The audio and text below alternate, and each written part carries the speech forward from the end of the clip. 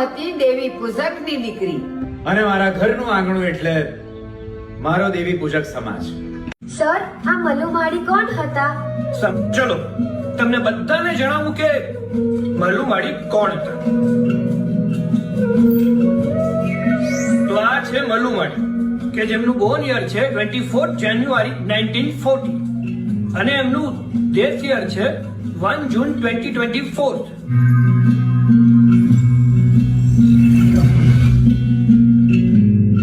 હું મલુમાડી, મૂળ ગામ વાવડી. મેં કરી મૂંગા માલ ઢોરની સાકરી. ભલે હું હતી દેવી પૂજકની દીકરી. ધર્મે નહીં, કુળથી નહીં, પણ ગાદીએ બેઠી છું મારા કરમથી. લે, મલુમાળી તો અમાર જામનગરના લાગેસ. એ મારો દેવો છે ને પોલીસમાં મોટો સાહિબ થઈ ગયો છે.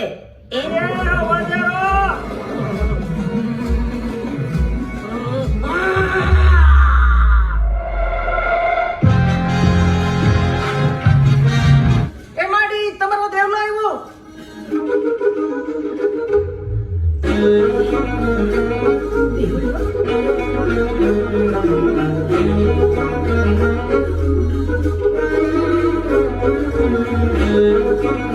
બોલો ભારત માતા કી જય.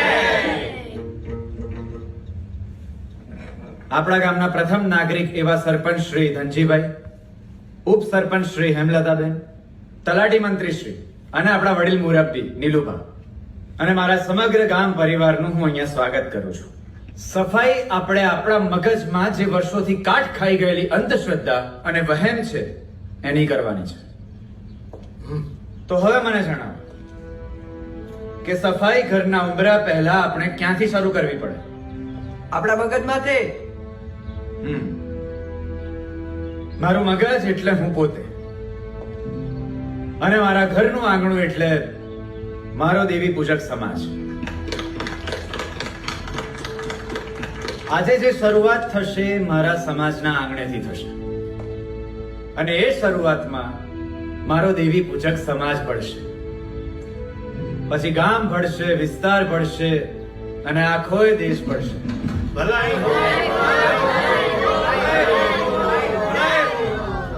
દેવી પૂજક વાસમાંથી પ્રગટેલી આ જ્યોત એક દિવસ સમગ્ર દેશમાં ઝળહળશે, અને આ સામાજિક ક્રાંતિનો દીવો પ્રગટાવવાનો શ્રેય હું મારા દેવી પૂજક સમાજને આપું છું. તો શું મારો દેવી પૂજક સમાજ તૈયાર છે? તો મારા દરેક દેવી પૂજક ભાઈઓ, બહેનો અને નાના બાળકો પોતપોતાની જગ્યા ઉપર ઉભા થઈ જાય. હવે દરેક પોતાનો ડાબો હાથ હૃદય ઉપર અને જમણો હાથ મારી સામે રાખે. આજે 18 વર્ણની સાક્ષી અમે દેવી પૂજકો શપથ લઈએ છીએ કે મને 9 મહિના પેટમાં ઉછેરીને જન્મ દેનારી મારી જનેતા એ જ મારી કુળદેવી. મારી આંગળી પકડીને શાળાના દરવાજા સુધી મૂકવા આવતો મારો સગો બાપ એ જ મારો સાચો સુરો પૂરો. મા બાપને ક્યારેય આપણે આપણાથી જુદા કરીશું નહીં, કારણ કે માવતરથી મોટો બીજો કોઈ ભગવાન નથી. હાથ ઊંચો કરની એ આપણે બધી એની વાતમાં હાયા નથી ભણવાની.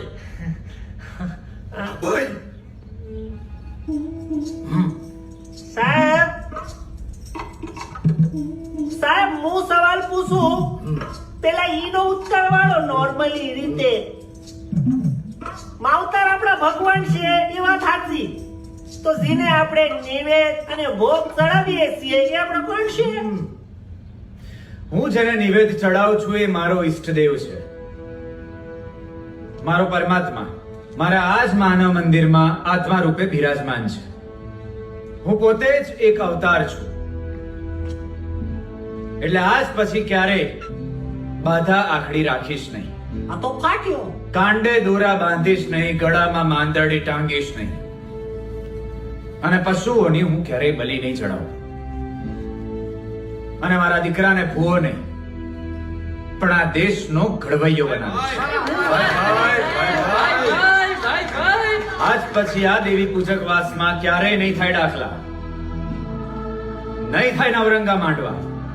અરે બાપુ આવું કહેશે ધૂણવું એક માનસિક રોગ છે અને આવા માનસિક રોગીઓને હું ક્યારેય પગે લાગીશ નહીં અને મારા આંગણે એમને આવકારો આપીશ નહીં. કુદરતે રચેલી પ્રકૃતિનું હું જતન કરીશ. જંગલના દરેક પશુ પ્રાણીઓની હું રક્ષા કરીશ. જળ એ જ જીવન છે. મારા નેવાનું પાણી હું મારા જ ફળિયામાં ઉતારીશ. એક વૃક્ષ મારી માતાના નામે અને એક વૃક્ષ મારા પિતાના નામે ઉછેરીને હું આ ધરતી માતાનું ઋણ અદા કરીશ. બરોબર છે, બરોબર છે. પેટે પાટા બાંધીને કાળી મજૂરી કરીશ. દીકરો હશે કે દીકરી, બંનેને ભણાવીશ. મારા આંગણાને સ્વચ્છ રાખીશ. પછી ભલે ને હોય મારે ઝૂંપડું, પણ એ ઝૂંપડાને સ્વર્ગથી પણ સુંદર બનાવીશ. શિક્ષણ એ ત્રીજી આંખ છે. હું મારા બાળકને ભિખારી નહીં પણ એક મોટો અધિકારી બનાવીશ. સાહેબ, એક જ સમસ્યા માટે હું કેમ નહીં, મારો સમાજ કેમ નહીં, અને આ ગામમાં વસતા બધા સમાજ કેમ નહીં? ખાલી ગામને નહીં પણ પૂરા દેશને વિચારોની ક્રાંતિથી ઘડનારો સપોર્ટ આજ અમારા વાવડીના દેવી પૂજક વાસમાં અવતર્યો, એનું ગામને ગૌરવ છે. ધન છે સાહેબ તમારી રાષ્ટ્ર ભાવનાને, ધન છે તમારી રાષ્ટ્ર ભક્તિને. ભારત માતા કી